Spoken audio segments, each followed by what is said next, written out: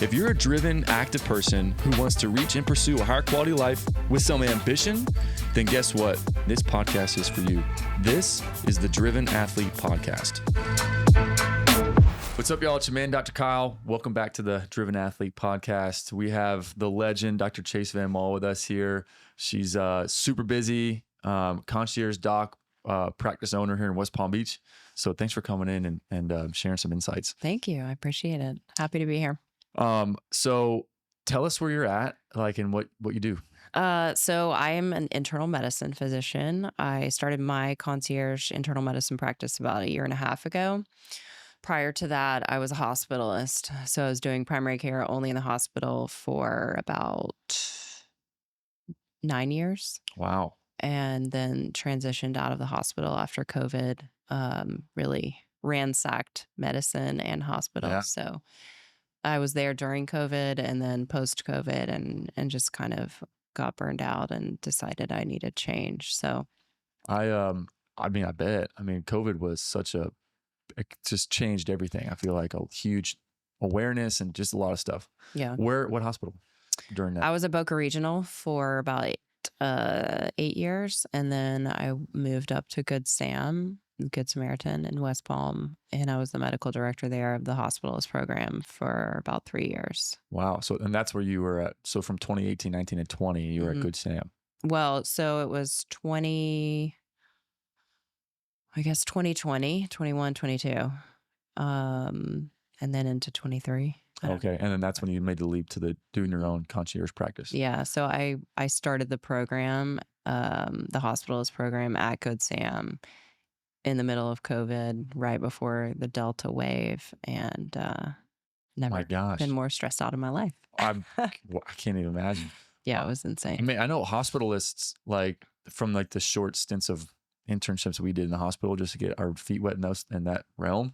They're busy. Like hospitalists are bouncing around rooms and managing a lot of different kind of cases. And yeah. I mean, I would never go back and I don't regret at all having that experience. I mean, I've seen more than probably any other concierge physician at this point, having been in the hospital for so long.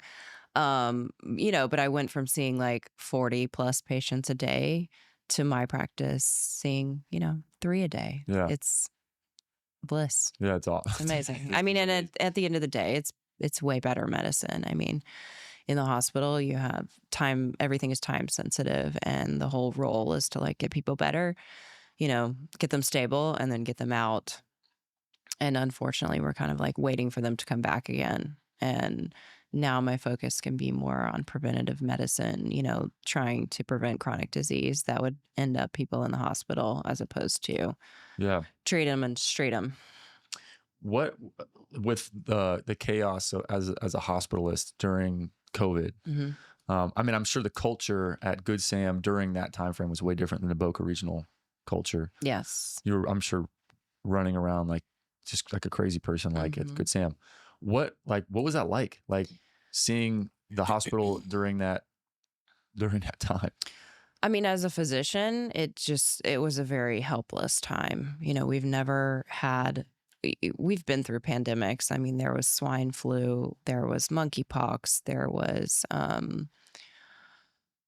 these other things that have been thrown at us, but we've never been in a position where so many people were coming in so ill and we were helpless. I mean, no one knew what to do. The things that we were doing weren't working very well. Like what? What wasn't working? Well, so giving people steroids, whether to intubate them or whether not to intubate them. The newer antivirals that came out in the middle of COVID, it was just throw things at them and then hope that it works. And the thing about COVID is that the pathophysiology was just so foreign to anything that we've seen. I mean, I guess I could compare it most to swine flu or even a really bad influenza. But the cytokine storm and the amount of inflammation and then all the aftermath of that was just, nothing that we knew how to deal with. Most of the inflammation being in their lungs? Really everywhere. I mean, microvascular inflammation, large vascular inflammation, causing thrombosis. Um, and then obviously all the lung effects, and um, it was just so unknown. And usually, I mean, every doctor is quite controlling. I would say that kind of goes with the profession. And when we can't control anything, it just makes you feel really, really lost. Helpless, stressed, Mm-hmm. anxious. Yeah. Yeah. So what, like, with the patients that were coming in, Mm-hmm. I imagine there were different degrees of like severity for different people. Did you see like any differences, like correlations between like, oh, here's a profile, they're usually going to decline quickly, or this person usually handles it well? Yeah, I mean, so there were like two different waves. In the beginning, it was the people that would typically get sick, older people, people with lots of comorbidities. That wasn't so unexpected. But when the second wave came, the first wave I was in Boca, had just had a baby. And then the second wave came when I had already transitioned to Good Sam. So with that, it was completely unpredictable. I mean, I was having, a 30-something-year-old come in and die from COVID. Um, you know, they did somewhat have a prototype of, obesity or maybe like some insulin sensitivity, but other than that, it was really unpredictable. And I had heard stories like, well, what is that? So, all right, so like this, a 30-year-old, a younger person who's somewhat health, like more or less mostly healthy, healthy, yeah.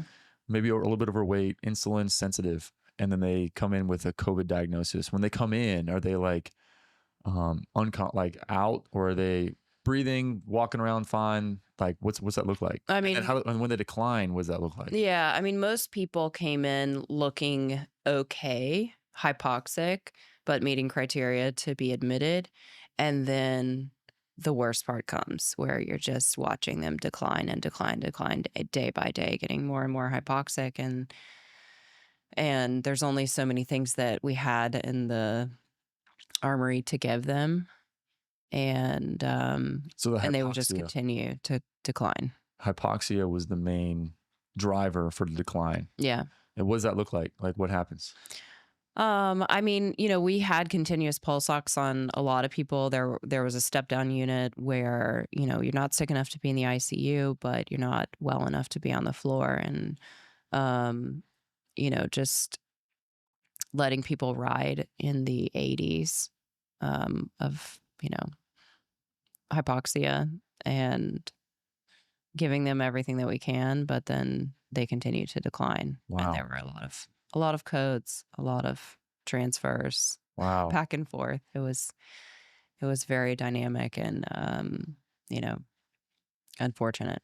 Wow. So hypoxia, like the pulse oximeter would show below 90 in the Hmm. high 80s, and then they would just continue to go down to low 80s, Hmm. and then they would code, Yeah. and then you would revive or try. Hmm. I mean, was it like rooms were coding, code, like another code? Yeah, I mean, at one point, this was not a good idea. I wouldn't go back and do it. But at one point, we had one person covering the step down unit, and it was basically just like every room in there was a COVID patient. And you turn one way and see one patient who is declining, and then another, you go down the hall and there's another patient deteriorating, and then you get a call about somebody else that you just saw that looked fine and they're deteriorating. And Wow.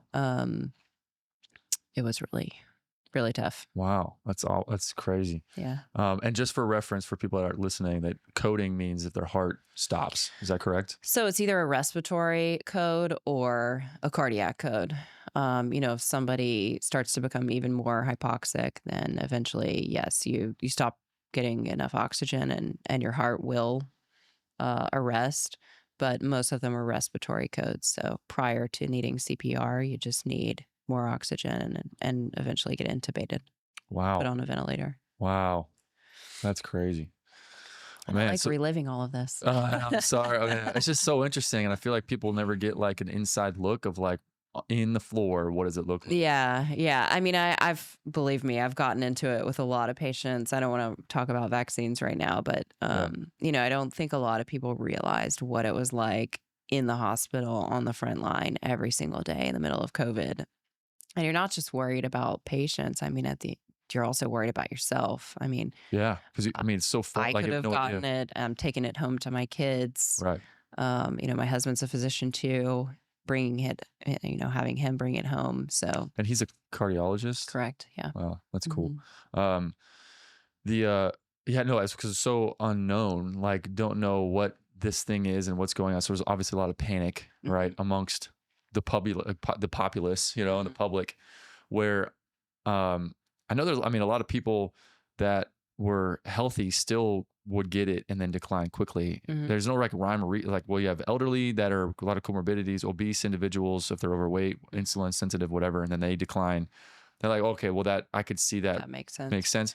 But yeah, healthy individuals that were, solid as a rock, and then all of a sudden they decline Hmm. and deteriorate as well. Yeah. So it's like, what, like, was there some kind of genetic predisposition that those people had that made them more susceptible and risky with COVID? Like, what do you think was the reason? Yeah, I think so. I mean, there's a lot of the most of the population at Good Sam is African American or Hispanic, and certainly we saw that be, at least in my small, you know, survey, Mm-hmm. that would definitely be a predisposition. Whether it has to do with socioeconomic status or actual genetics, I have no idea. But you But just saw a lot of that. for sure. Interesting. I had COVID. I've had COVID a couple times, I think. Mhm. Also it's tough because like, I mean, a lot of people like it was just a bad cold, pretty much is what I had, and I lost my sense of smell and taste, which was really weird. Mhm. For like, I had no sense of smell and taste for like 10 days, at least 7 days. Where like I had a bottle of like whiskey at my house at the time, and I was like, let me test. You ever like open a bottle of That's your whiskey test. and you just like take a huge whiff and it like stings and didn't smell Nothing. anything, nothing, Did you no. get drunk after that? Well, I didn't drink any. Okay. But I was like a bad cold, my neck hurting. What was interesting, like my Mhm. neck and my shoulders hurt. It was like achy, Mhm. and like a really bad, just like a bad cold, And then when the cold, like the stuffy nose kind of went away, I still had my sense of taste and smell gone. Mhm. But then I was like, this is weird. I couldn't taste anything. My wife was like making food for me, and um, my daughter was not born yet. She was pregnant at the time, Mhm. like 7 months pregnant. But anyway, I was like, she's like, so what do you think? I'm like, this is amazing. I'm like, shoot, I can't even taste anything. I don't think I've ever told her that.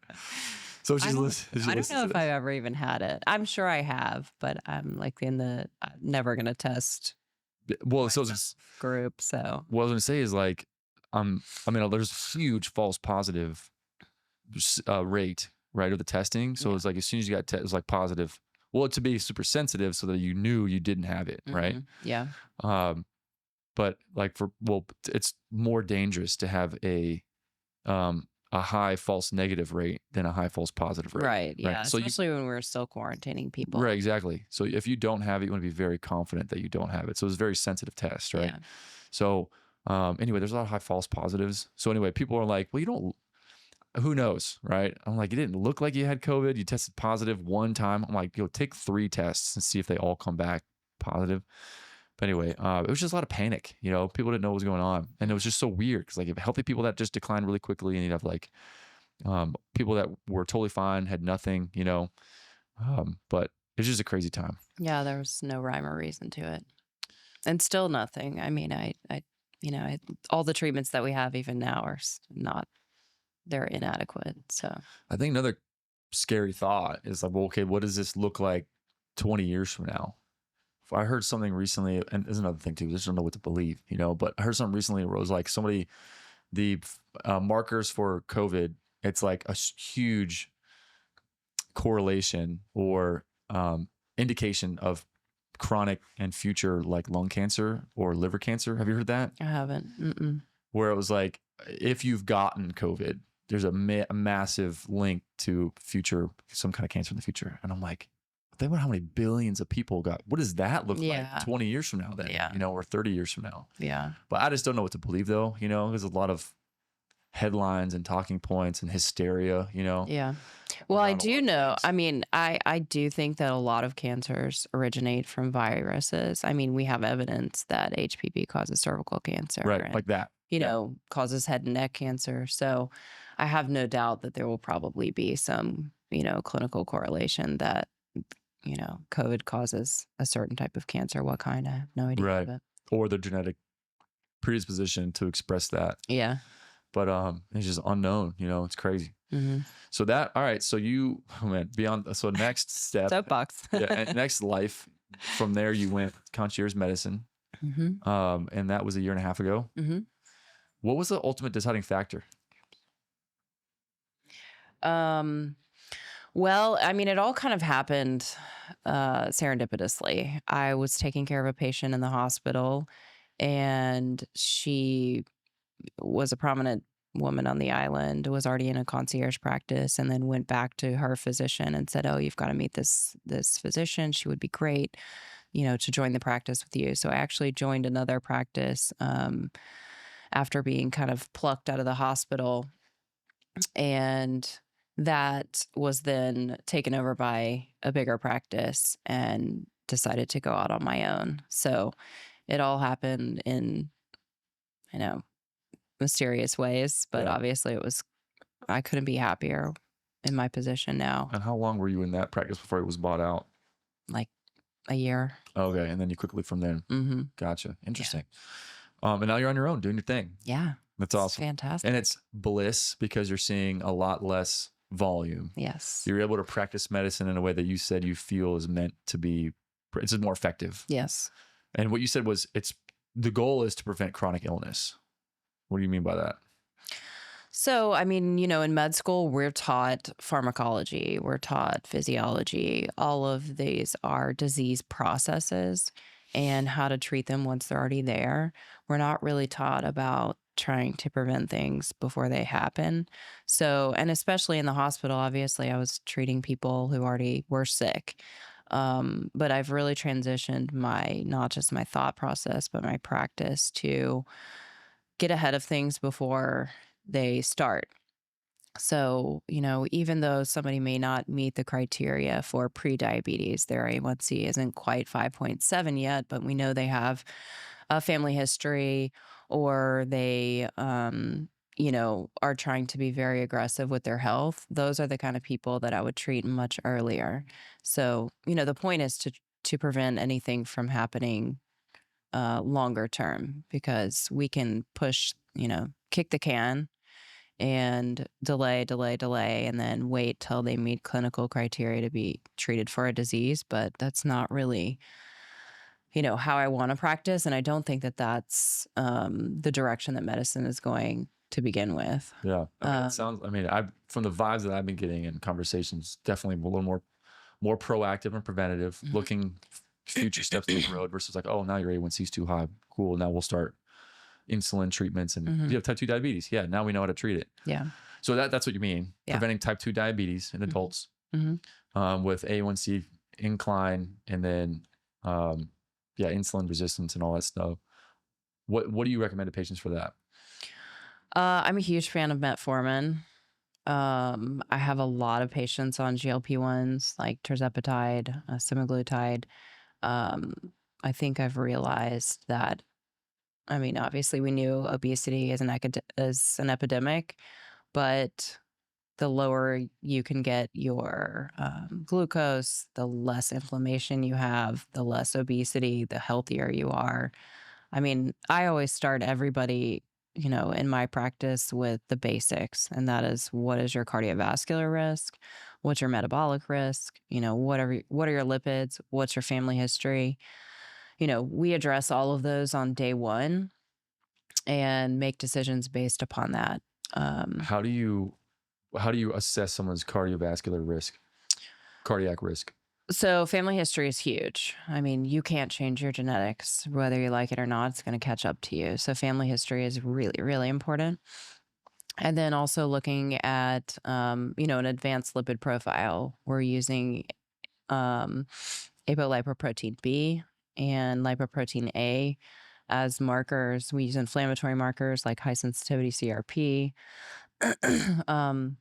So those give me a good idea, numbers wise, where someone stands, that with family history. And then also I do a little bit more diagnostic testing. So coronary calcium scores, I'm a huge fan of coronary calcium scores, or coronary CTAs. What does that represent? So, when you have plaque in your arteries, that it over time, the way the body can deal with it and stabilize it is by making it calcified. So when you go and get a calcium score, it's basically like an X-ray looking specifically at the vessels of your heart. If there's calcium there, then we know there's plaque there, and if there's plaque there, that's already secondary prevention. So primary prevention is trying to prevent something from happening. Secondary prevention is treating it once you've already had it. So if you have a positive calcium score, you already have coronary disease. You essentially have already had a heart attack. I mean, you haven't had one. You may or may not have had an actual heart attack, but you have coronary disease. Interesting. So what do you do then? So that's when you look at everything else all together. You look at inflammatory markers, cholesterol, and really optimizing a person metabolically. So the lower the A1C, the better. The lower the LDL, the better. And I'm sure people will argue with me on this, but we're talking about secondary prevention. We're talking about someone who already has coronary disease. So Yeah. yes, I do believe that the lower the LDL, the better. The lower the lipoprotein B, the better. Gotcha. So I'm very aggressive with those people.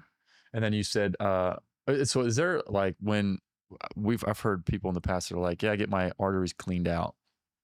Like, is there a stent or something like that? Like, is there some kind of like, a clean out procedure that can be done to remove that stuff? Or does this happen over time of lifestyle changes and medications? Well, we don't have good medications or lifestyle that you can do to reverse what's already there. There is, like a little bit of evidence that some of the cholesterol medications can decrease the plaque burden, but And that'd be statins. that would be statins. That would be the PCSK9 inhibitors like Repatha. But it's not great. I mean, so basically, we're not reversing things.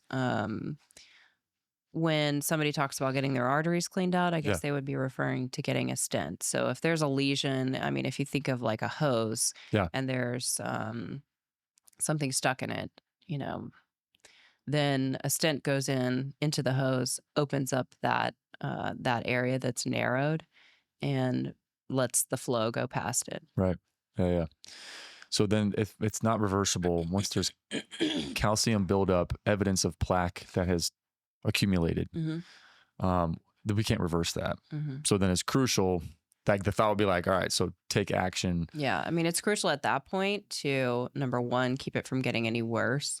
So you don't want to add more plaque to it. Yeah. Number two, to stabilize the plaque that's there. So the calcified plaques are not dangerous per se. They're already have become part of the lining of the artery. It's the friable, inflamed plaques that cause heart attacks. So you have a little piece of an inflamed plaque that breaks off. That causes a clot, and then that causes a heart attack or a stroke. So decreasing the inflammation of those plaques that are already there is key. And we do that with statins, they do decrease inflammation within the vessels, but then also, optimizing things metabolically. So controlling glucose, decreasing inflammation by doing all the lifestyle things too, not, exercising every day, getting good sleep, lowering cortisol levels. Yeah. I think, so, all right. So then like people in their 30s and 40s, it's like, do everything you can to prevent this kind of buildup, which would include everything you're saying. Yeah. Cortisol, managing cortisol levels, stress, anxiety, exercise, not smoking, not drinking. Sleeping well, eating non-processed foods, and not high sugar foods. Yeah. All that stuff combined is the best recipe. Yeah, absolutely. I mean, obviously the first step is knowing whether you have it already or not, because it's not uncommon that I'll get somebody in their 40s who already has a positive calcium score or already has some evidence of disease. But even before that, I mean, it's all about sleep, nutrition, and exercise. Those are the three things that everyone has control over. Yeah. And are really the foundation of future health. Stress would be on that list. Yes. Which we can control. It's hard. Yeah. But but I like that because it's like those are things we can definitely control. You mentioned GLP-1s and semaglutide. Semaglutide would be Ozempic, Yes. right? What are GLP-1s? So they're peptides. Yeah, I mean, I'm sure everybody's familiar with them. Slow gastric emptying, make you feel full. They work on the reward system to make you basically not think about food as much. But originally they were developed as diabetes drugs. So Right. the weight loss is a secondary gain from that, but they actually lower glucose and in doing so treat diabetes. So What peptides are the GLP-1s? so semaglutide. Okay, so Yeah, okay, got it. semaglutide, tirzepatide, retatrutide, liraglutide. Got it. Okay. So what would make you choose one of those per person? So semaglutide is kind of like the, beginner peptide, I guess. It has one mechanism of action. Tirzepatide is better. It has two mechanisms of action. It is better tolerated, fewer side effects. Retatrutide, which is not commercially available yet, is even better. So 3 mechanisms of action for treating diabetes and for, lowering glucose and Interesting. weight loss, all the good things. I had also heard recently there was one of those that's more, it enables to prevent muscle wasting and bone mineral density loss while also still targeting fat loss. One of those more specific for that, like the mechanisms of action you're talking about? I mean, I think the biggest thing with preventing muscle loss is that you do it slowly. You should always use the lowest effective dose. It should be done in conjunction with working out. And, there are other peptides that can help maintain muscle mass or help you build muscle mass while you're doing it. If you lose a significant amount of weight, you're going to lose muscle mass. There's no question about that. It's just trying to minimize it during the whole process. So I think the key really is doing it slowly and continuing to lift weights. What peptide helps prevent muscle loss? So there are a lot of them. The biggest ones that people have probably heard of are the growth hormone secret dogs, like CJC 1295 with ipamorelin, semaglutide. I have a lot of patients on those, So the growth hormone pulse facilitators. Yes. Gotcha. Interesting. I've also heard that those also help with fat loss as well. Yeah, I mean, there are some other peptides that help target specifically, like tesamorelin will help target visceral fat loss. That's actually an FDA-approved drug for HIV patients who get lipid dystrophy from certain antiviral medications. Interesting. But that helps, specifically target the visceral fat, which is all the fat that surrounds the organs, and we know that that's a negative predictor for cardiovascular disease. The CJC, ipamorelin, what was the other one? Tesamorelin. Tesamorelin. Yeah. So those help with preventing muscle loss while taking something like semaglutide or tirzepatide. I would say maintaining muscle mass while working out. While losing weight. So it's like you must exercise. You must exercise. And have enough protein intake, I would assume, with that to sustain or to have the sustenance to build that. I heard recently the FDA is on a direction to try to relabel peptides under the umbrella of biologics to then be able to patent it and have it under their umbrella. Yeah, of course they are. And then take it off of the compound pharmacy businesses, small businesses and stuff. And I've also heard, I know other peptides like BPC 157, PDA, TB500, those are all like the recovery ones, right?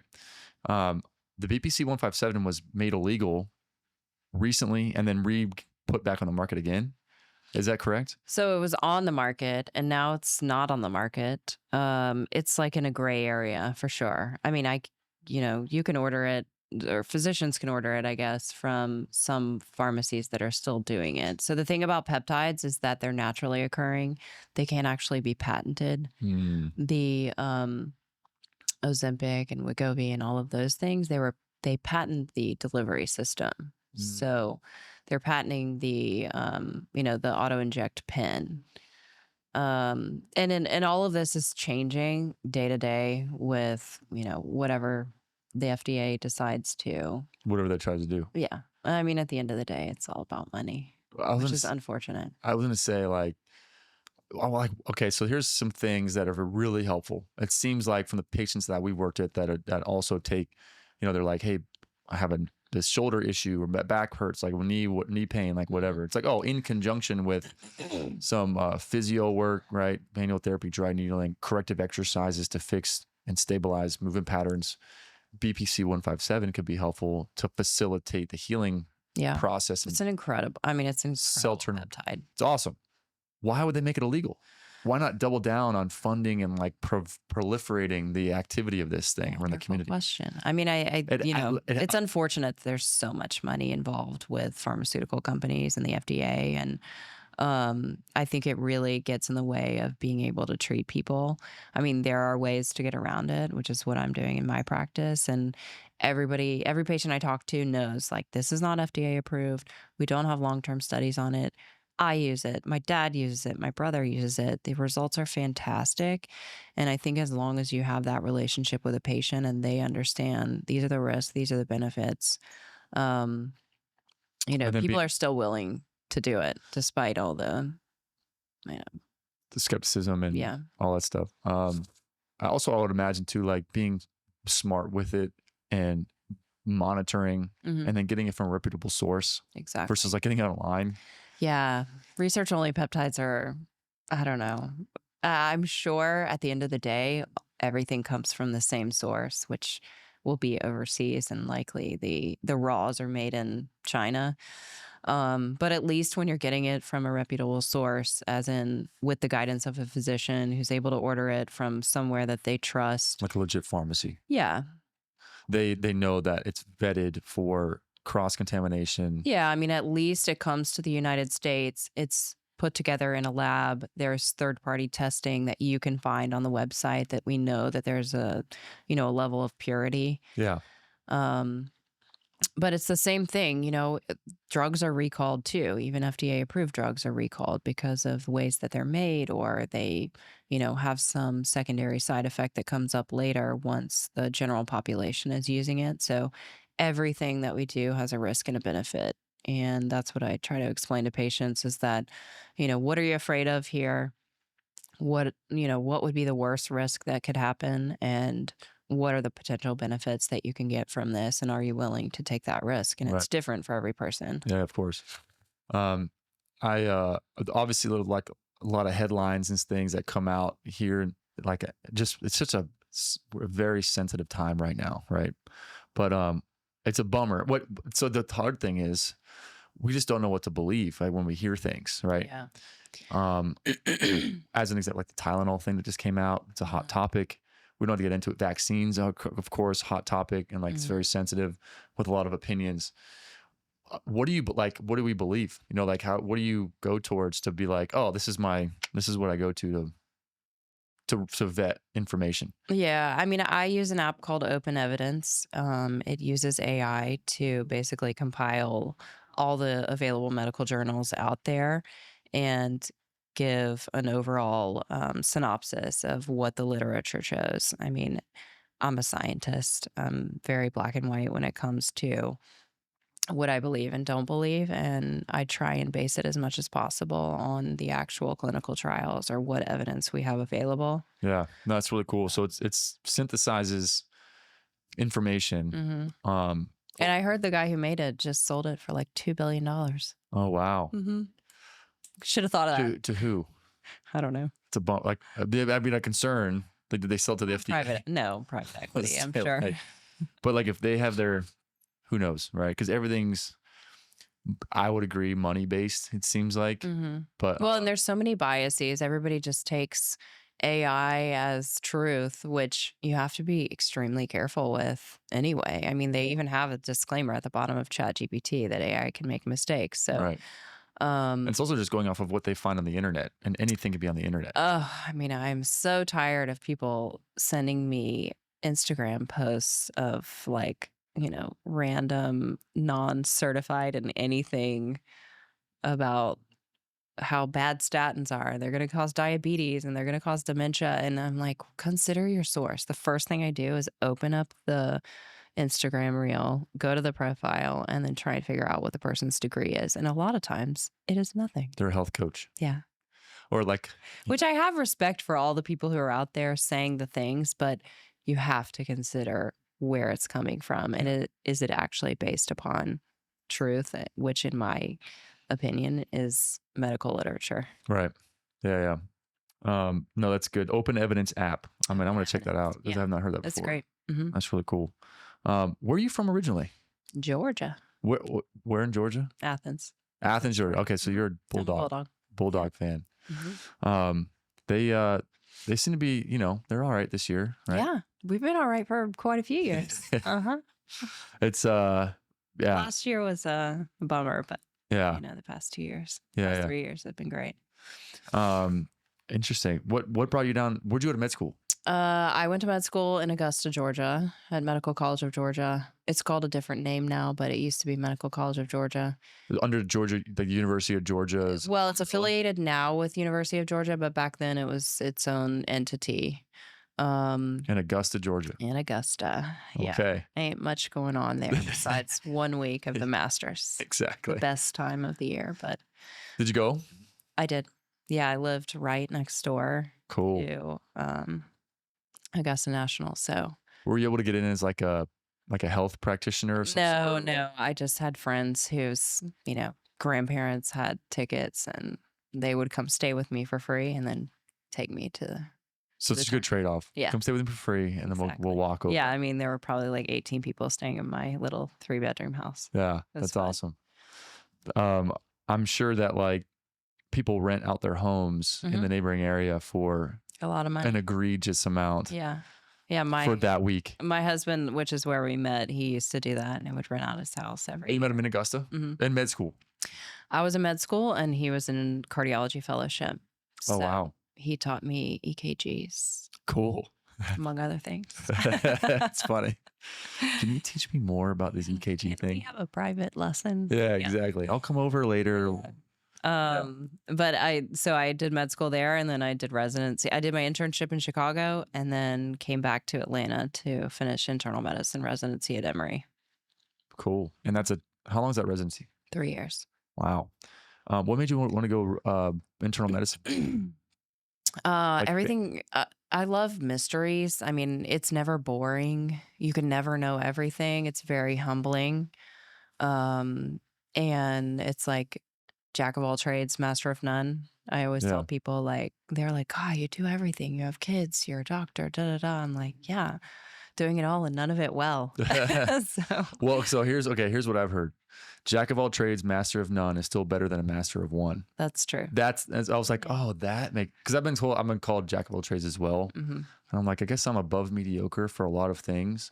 So like, I don't know. That's a good place to be. I think, I mean, dabble in a lot of things. I mean, my husband specialized, so he did cardiology and then he did interventional cardiology, and he'll ask me some things. I'm like, are you sure you're a doctor still? Like, how do you only know about cardiology? He's very knowledgeable about cardiology. Like that's his like niche. Yeah. I mean, I saw him try to, pull some peptides out of a vial and I was like, are you sure you're still a doctor? So you have to insert the needle like this. Put the needle in, then you pull back. That's funny. Yeah. But we need them. We need people like that. Yes. No. And then people like yourself, So you wanted, all right. So you like to be just solving mysteries, learning about a lot of different things. Mm-hmm. So you like just variety. Yeah. Variety of things. Yeah. Versus... I mean, like I said, it's never boring. You can never know everything. I'm constantly learning. Every single day I learn something new, whether it's from patients asking me questions or, self-guided learning. And it's always changing. And there's so many new things happening every day. I mean, I just started learning about peptides probably like a year ago. Yeah. And it's completely changed my life, my family's life, the way that I practice and what I'm able to offer people. So I love that about medicine. It's hard because you can't keep up with everything, and people Yeah. will ask you questions and you're like, let me get Let me back get to back you to on you. that. Hold, let me check something in the other room, and then you Yeah. have to go look it up so Yeah. that you look like you know what you're talking about. Yeah. Totally. Let's circle back on that one. Mm-hmm.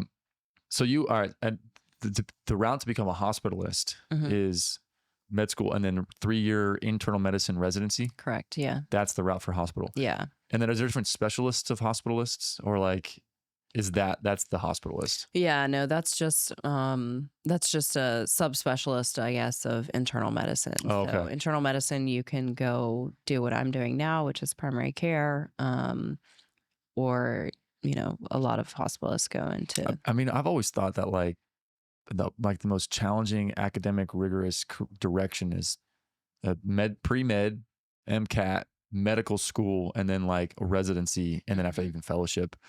Man, it's just rigorous, you know? Yeah, it was really hard.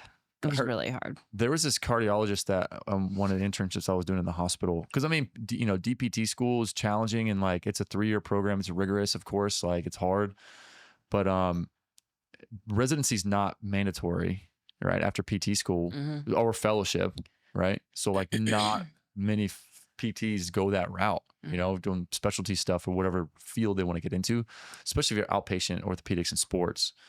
So like, anyway, something like 1 or 2% of all outpatient PTs are actually fellowship trained. So it's like a very small number. So that's the Did one. you do a fellowship? Yeah. Oh, okay. So that's the one thing that I'm not a jack of all trades in, that I niche down into that to be like a specialist in that. Yeah. Because I thought it was interesting. I was like, oh, this is cool. Yeah. Like in PT school, you're learning about like prosthetics, orthotics, pediatrics, some cardiology, cardiology. And I'm like, this is interesting. But then when I went to like sports, I was like, that's what I want to do. Mm-hmm. I was like, oh, there's like fellowship training and residency stuff for just sports. Mm-hmm. It's like, that's what I want to do. Yeah. And then I dove all in, and like that was just interesting to me. Because I'm not, like I said, I'm not really a school person. I like to learn hands-on and like get out and do stuff. Mm-hmm. But how long is the fellowship? it was a 3-year fellowship. Okay. Yeah. So PT school is 3 years. Undergrad, I was a biology major. And then same. Yeah. There was a brief moment when I was thinking med school, but I was I like, feel like everybody says that. chemistry. There was a moment. I was like, but chemistry and pharmacology is not my thing. Yeah. But when we with like biomechanics and as it relates to like sport movements, like what does your shoulder do when you throw a baseball? You know what I mean? And then like what injuries would come because of that? And then what like limitations would lead to that injury, or back pain or pelvic instability, like SI joint pain, stuff like that. Mm-hmm. And there's so much that I could learn from you. I mean, even though I learned anatomy a million years ago, unless you're really, diving into, like you said, biomechanics, I mean, I should come spend some time here and observe. It's really, like we're nerds on that stuff, and it's just like, we just get really passionate and excited. It's like, oh, this person has hip impingement, let's investigate their ankle and how the dorsiflexion is inflicting their hip posterior rotation, and then where does their pelvic and their core stability relate to that as well, So anyway, it's just compensations like that. So anyway, that's what made me want to be like, oh, I think PT school will be really cool. Got in there, and it's just like a broad scaffold of information you learn, just like med school with everything. And then you graduate, and then 98% of physical therapists just work. Yeah. Where only a small subspecialty of them actually goes through some kind of specialty direction, right? And I mean, I'm always an advocate for mentorship and guidance from experts that you want to be like. And that's where I was like, oh, my eyes were opened, and I was like, I want to be like you. Well, and you can tell the difference between a very knowledgeable physical therapist and somebody who's just kind of like doing the basics and going through the motions. I think it's the same, obviously, with any profession. Just same with every profession. Yeah. Totally. But anyway, so I'm just excited and passionate and live vicariously through the patients we work with. And I just think so do I. It's cool. Right, exactly. I just want to be them. Exactly. Or like, so it's tough, but it's cool at the same time. Or like college athletes that come in and they're like, yeah, we have camp coming up soon, or this training program or whatever. And I'm like, I'm like remembering my own experiences. And what did you play? Football. You did. And volleyball. So I played 2 sports in college. Nice. I played football and then men's volleyball. Football was Division 2, and then volleyball was actually Division 1. Because men's volleyball is a small niche. But yeah, so I went to a small school in Illinois. So we're Midwest, way different culture than down here in South Florida, because I'm from here originally. Different. Yeah. Yeah. And I was like, as soon as I went there and experienced my first winter, I was like, oh, this is what people go. I had a lot of those epiphanies in my life. I feel like, oh, this is what this is like. That's why people come back down here. Exactly. And I'm like, I immediately know I want to move down to Florida when I grow up, you know? Yeah. Just everything's so different, man. Like, but people are so nice there. oh, super nice. So nice. Super authentic, genuine, nice. That's how people in the South are. I mean, and yes, Deep South. Florida is South, but it's not the South. It's not the South. Yeah. Like Georgia, Alabama, South Carolina, Tennessee, Southern North Carolina, Tennessee, Mississippi, but that's a different. It's a different drawl breed. over there. Different drawl. Yeah. And that's why we love Texas so much. That's why I did my fellowship, was in Texas. Oh, okay. People are super warm and authentic and genuine. Like, that's coming from University of Miami, where I went to PT school. I feel like the more south you go here, it's just not my thing, you know? Like, same. People just attitudes, and I don't know. It's just at a level of like, they were nice to my face, but I'm not confident that they're not being talked behind my back as soon as I leave. Yeah. Anyway, the opposite of that was in Texas that we had, our experience. People were just like super genuine and nice, you know? There's a huge family culture, and like, people were very respectful, and people would honk at you when you're driving or walking. Oh, we just don't to do say that hi. in Georgia. Just to wave. Just to say hi. Yeah. And I'm like, oh, like, why are they, oh, you'd be like, just, some people don't even know, just wave. I know. Everybody waves. Hey, man, like, how's it going? Everybody says good morning. Yeah, good morning. We would have like conversations with people in the aisle of HEB, that's like the Publix over there at HEB. Loved HEB. You had a great experience there. Like, it's like, yeah. Anyway, people, like, some people were like, hey, can you reach that thing for me in the top shelf? Because I'm like tall guy, you know? And then I would have a conversation with the person. And before we leave, like a 5-minute conversation, I'd never met the person before. Yeah. And they're like, tell your wife I said hi. Like, oh, good luck to your daughter when she goes here. And I'm like, I didn't even know that person. You know? I missed that. Yeah, I missed that. Right. You know, so I was like, when we moved back to South Florida, we're like, we're going to just, as best as we can, we're going to bring that culture, and we're just going to live it, you know, live it out. And if people aren't into that, and if they are into it, then we'll just attract the right people, you know? Yeah. I mean, all you can do is teach your children the way that you want them to be. Right. Exactly. Oh shoot. What were we even on in the first place? Direction. Where did I come from? Where'd you meet your husband? Oh, it was in, okay. So and then you're a jack of all trades. He's a super niche specialist in cardiology. Yeah. And then y'all moved together down to Boca? We live in Boynton. He started down here first because he was already finished. So he was down here for a couple of years, and I finished residency, and then I came down. Oh, okay. Yeah. So y'all were split for a little while. Yes. Were y'all married at the time, or just dating? No, just dating. Just dating. Yeah. Doing long distance thing. And then when you finished, you moved down to Boynton as well. Cool. And then y'all we got married, 3 children later. 3 kids. Yeah. And how old are they? 5, 8, and 10. 5, 8, and 10. Wow. They're truly psychotic. We're not there yet. Mine are, I think you're, 5 years ahead of us with my oldest is 5. So we're 5, 3, and my little guy just turned 10 months tomorrow. Yeah. 5, 3, and 10 months old. Yeah. So it's a lot of fun. It gets easier, but then it also kind of gets harder. So in different ways is what I've heard. Yeah. You know, but just trying to manage my own emotions and, you know, day to day, just enjoying things, fatigue, tired. Yes. Yeah. It's tough. It's really tough. I mean, especially when the only time you spend with them is if you're working, like in the evenings when they are full of energy and it's just pure chaos. Like my house is pure chaos. I believe it all the time. Usually, like one of the priorities we wanted to make sure our backyard in our house was functional and not like just chaos with landscaping. It's just all over the place. It's not conducive to a 3-year-old kid with a bunch of like landscape.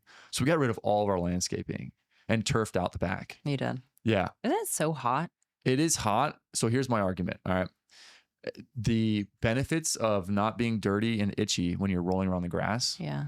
And then, just like dirty all the time, and then managing landscaping and stuff. It's just, and then for the benefit of open land, an open savanna to just gallop Run, and run and wrestle. play Like sports. Yeah. it 100% outweighs, I think, the negative of it being hot. Yeah. Where in Florida, I mean, from 11 a.m. till 4 p.m., we're not going to be outside anyway. True. We're not even going to be out there. And by the time 4:30 hits, then we're good. It's warm, of course. It's hot, but it's not like you're not like losing your breath because it's like, strangling you. Yeah. We're not going to be outside anyway. That was our argument. I was like, yeah, you're right. We're not going to be outside anyway. But anyway, either right before dinner or after dinner, I usually just like grab them and we're going outside. We got to get this energy out. Mm-hmm. And then we'll just like play games and I'll chase them around and stuff and wrestle. And yeah. You should make them do laps before school. That's my new thing. Oh, that's a good one. Yeah. Like go run around the pool 8 times. I bet you can't do it in 3 minutes. That's what we do. Like, hey, I want you to see that little, like the fence post over there, touch that and come back and give me a high five 5 times in a row as fast as you can. And I'll time you. Yeah. Kids love a timer. And they're like racing each other. And then my daughter wins because she's bigger and my son's crying. And I'm like, okay, try again. Mm-hmm. And I'll like hold my daughter down and let him get a head start. Yeah. Like, just run. Mm-hmm. Just get all the energy out. Yeah. So we, it's the same, I'm sure it's as they get older, just more chaos and energy. Yeah. It's really fun though. I mean, there's nothing more rewarding than having your kids run to you and when you get home. And it's the best. Give you a hug. I'm trying to like really ingrain that in my memory, every time that it happens, because there's some days where they're like, I don't want to hug you. And I'm not going to make them, Oh, I make them. I mean, yeah, because I'm like, when you're ready, I want to give you a hug. I don't know. I'm also probably maybe a little intimidating because I'm like, I'm like a big dude and like, I'm the dad. Yeah. I'm not the nurturing, soft talking mom. Mm-hmm.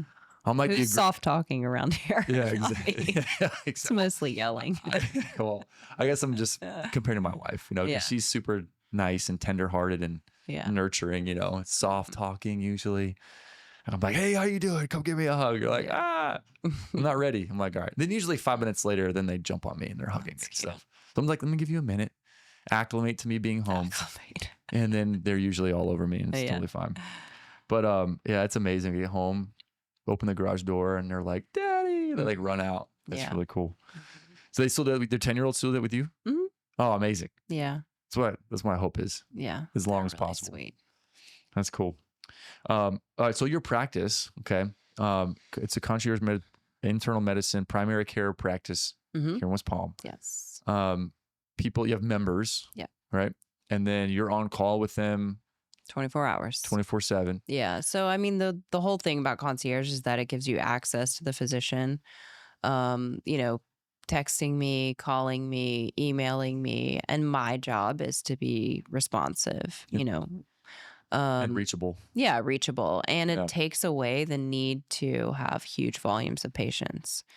And that for me is so refreshing to have a small panel of patients that I can take really good care of. Dive in. Yeah, as opposed to, playing the volume game, which is unfortunately what you have to do if you're accepting insurance.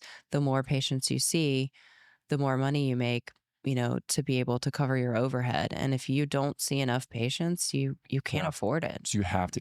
It's the same thing with PT. That's why we do the same thing, because we're out of pocket, right? We don't concierge, I guess you would say too. Mm-hmm. And for the right people that want that kind of exclusivity, they want the one-on-one attention and like actually dive into the matter, they want that, and it's worth it. I mean, it really is. I mean, obviously there's different price points and, what people can afford and can't. And it's unfortunate that it's come to this, but insurance has made the system that way where, but they're ultimately in charge. Yeah. They're in charge. Like that's the bottom line where it's like, all right, well, F the system. I want to do my own system and we're outside the system. And if you want like super intensive, high quality attention and care. Yeah. It's just like anything. You get what you pay for. We're totally. Yeah. So what's your main demographic? I mean, mostly I would say probably 60% females, just because a lot of women want to see a female physician. Mm-hmm. And, anywhere from like 30s to 80s. So working adults, a little bit more majority women. Yeah. Cool. Mm-hmm. And what if like when people come on board and they like call you, say, "Hey, can I be a patient of yours?" Mhm. What do they usually ask? Like, what are they looking for?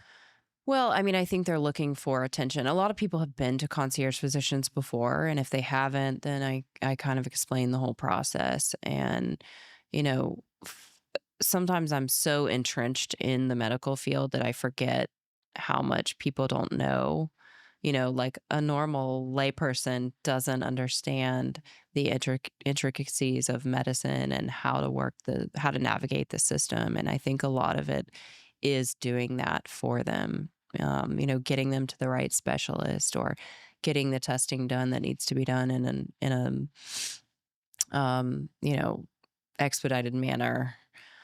Um, but at the end of the day, it's just having somebody that you trust that you can call, and whether it's an emergency and it's come here now, I fell or I'm going to the hospital, or hey, I heard about this, let me bounce this off of you and Yeah, and like tell it's just a me what you resource. think. Yeah. Yeah. I think it's interesting. Like, well, going back to the thing you said of like, a lot of people don't understand the late intricacies of medicine and like how the system works and the interplay Hmm. of medications and what their unique profile is like Hmm. with like all the influencers on Instagram, social media Yeah, and stuff. man.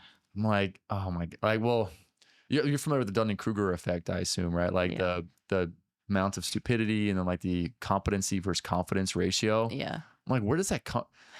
I think it I definitely. wish I had that I know, like, confidence. man, I wish I had your confidence to just say Whatever. whatever you're saying, Yeah. as confidently as you do, Hmm. and not worry about how you look, or sound or the consequences. Hmm. But man, the Dunning Kruger effect is like, I've just experienced it a lot. Yeah. Yeah. I mean, it's constantly changing too, because people on social media are just, you know, posting whatever. And it's amazing that all of my well-educated patients will believe anything and don't look at who the source is, Yeah. or, what the person is saying. Is it reputable? I mean, fortunately, they can run it by me and I'll say, like, that dude's a moron. Please don't believe that. Yeah. Unfollow. Yeah. Yeah. But that's good though. That's a great resource, for Mhm. them. How do you navigate your own? I mean, because you're a healthy individual. Like, how do you navigate your own health and wellness? Probably Being not the busy. way that I should. I don't actually have a doctor. I just doctor myself. But, it all comes back to the basics. I work out a lot. It's, my way of getting rid of stress. And um, I've seen that it really is important to show to my kids' health. Yeah. It Totally feels agree. good when I come home from the gym and they're like, "Oh, where were you, mommy? You were at the gym." Like, Mm. it's great for them to see that. 100%. So I It think that's normalizes super it. important. Yeah. We're very similar. Like my wife will go, I'll get home as early as I can, and then she shoots out and goes to the gym. She's like, oh, Yeah. they're like, oh, they're in the still the phase. We're like, no, mommy, like, where are Yeah. you going? And I'm like, she's exercising. And they're like, did Mhm. she exercise again? Mhm. Is she going to exercise? And they're like, oh, she's exercising. Yeah, yeah. So it becomes normal to them. Yeah. It becomes my habit, and kind of their habit too. So Where do you work out? exercise. Like, what do you do? I do F45. Oh, cool. Yeah. Good high intensity. Mhm. The one here, is there one in West Palm? There's a lot of them, but yeah, I go to the one by my house in Boynton. Oh, okay, cool. 6 a.m. Super every convenient. day. At 6 a.m. Oh, so you're before work. I'm a before work. Yeah. It's the only the way that I can fit it in. I mean, if Yeah. I delay it to the afternoon, it's not happening. There's just too Yeah. much going on. And, I got to go home and make dinner and make lunches and, Oh, totally. you know, yell at my kids, Yeah, make them do their homework. right. Oh, So, that's not like we're not even there yet. yeah. My Wait. kindergartner, she's a kindergarten first year. She has some homework now where it's like, you had to finish this coloring page. Yeah. And they Kindergarten. still think it's fun. In kindergarten, like my daughter thinks that her homework is fun, and she's like, "I got to do it." And the boys are not into it. Yeah. Mm. Yeah. So all right. So at 45, you 6 a.m. every day. Yeah.